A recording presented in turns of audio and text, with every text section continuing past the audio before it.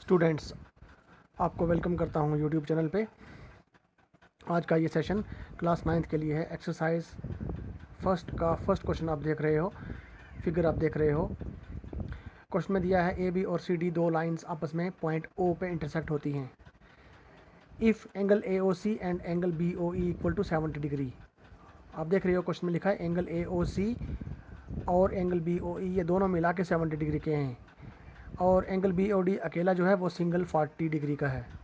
हमें मालूम करना है find angle B O E की वैल्यू और reflex of angle C O E, angle C O E जो है उसके रिफ्लेक्स की वैल्यू। तो सबसे पहले हमें फिगर में एंगल सी ओ ई मालूम करना होगा। जब सी ओ ई निकलेगा फिर उसका रिफ्लेक्स निकाल सकते हैं। तो आगे पेज पे मैं समझाता हूँ कि रिफ्लेक्स एंगल क्या होता है और किस तरह से इस क्वेश्चन को सॉल्व करेंगे, क्या इसकी टेक्निक है। तो आगे चलते हैं।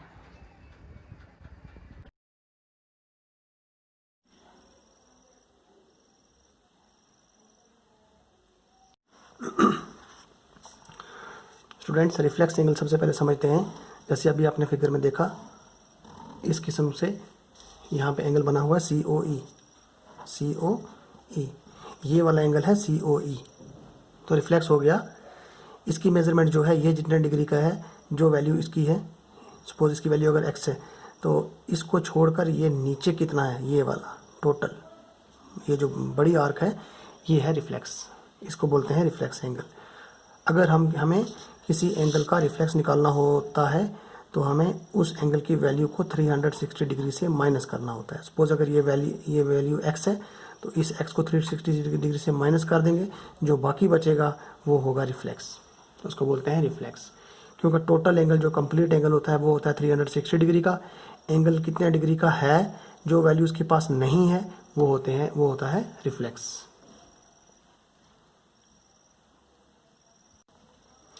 सबसे पहले गिवन लिखा है according to question A B और सी डी दो पैरेलल इन दो लाइंस हैं, इंटरसेक्ट हो रही हैं पॉइंट ओ पर। ओ ई एक रे है, ये वाली ओ ई रे है इन दो रेज के बीच में। तो इस तरह से एंगल ए ओ सी जिसका नाम शॉर्ट नेम 1 रखा है और बी ओ ई जिसका शॉर्ट नेम 3 रखा है, ये दोनों 1 और 3 दोनों 70 डिग्री के हैं। तो बी ओ डी जो अकेला एंगल है, जैसा आपने समझा है पहले भी, वो 40 डिग्री का है। तो एक तो बी ओ ई निकालना है, मतलब एंगल 3 निकालना है, और एक सी ओ ई का रिफ्लेक्स निकालना है, एंगल 2 का रिफ्लेक्स निकालना है। डिटर्मिनेशन पहले आपने समझा है थ्योरम वर्टिकली अपोजिट एंगल। तो एंगल 1 आया है 40 डिग्री का, reason vertically opposite angles, vertically opposite angles. Angle 1 आ गया 40 डिग्री का।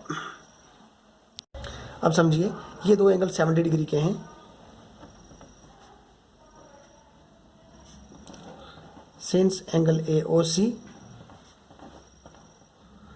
Plus angle B O E, ये दोनों कितने डिग्री के हैं, 70 डिग्री के।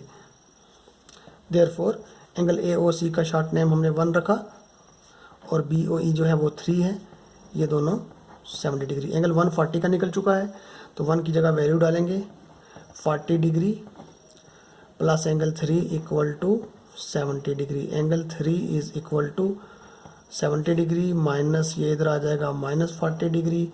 Angle 3 is equal to 30 degree. कितने का हो गया एंगल 3?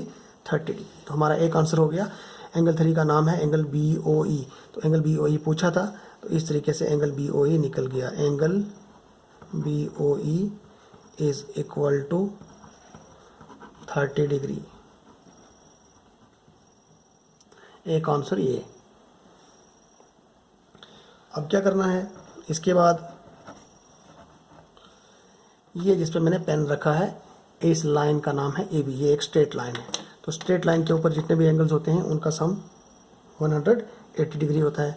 इस तरह से एक ये लाइन है जिस पर मैंने पेन रखा है, इस पे भी इसी तरह से 3 एंगल्स हैं। एक है एंगल 2, दूसरा है एंगल 3, तीसरा है 40। तो ये स्ट्रेट लाइन के ऊपर जो एंगल्स हैं इनका सम भी कितना होगा, 180 डिग्री होगा। तो इस तरीके से angle 2 plus angle 3 plus 40 degree, ये सारे मिला के 180 डिग्री। इसका रीज़न भी 80 degree, because angles on a straight line, Sidhi line के ऊपर जो एंगल हैं इनका सम 180 डिग्री है, ये इसका रीज़न है। एंगल 330 का है, 3 की जगह वैल्यू डालेंगे 30 degree plus 40 degree equal to 180 degree, और ये एंगल 2। 30 प्लस 40 हो 70 degree is equal to 180 degree.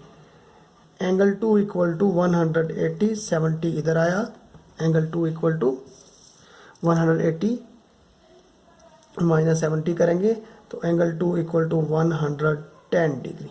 Angle 2 कितना का हो गया? 110 डिग्री का। तो एंगल 2 जो है असल में वही है COE, तो हमें मिल गया angle COE। Therefore angle COE मिल गया 110 डिग्री का। जैसे मैंने पहले भी बताया, जब हमें एंगल का रिफ्लेक्स निकालना होता है तो सबसे पहले उस एंगल का पता होना चाहिए। तो अब एंगल COE पता हो गया, एंगल COE 110 डिग्री का निकल गया, तो इसको 360 से माइनस कर लेंगे तो जो बाकी बचेगा वो उसका रिफ्लेक्स। देयरफॉर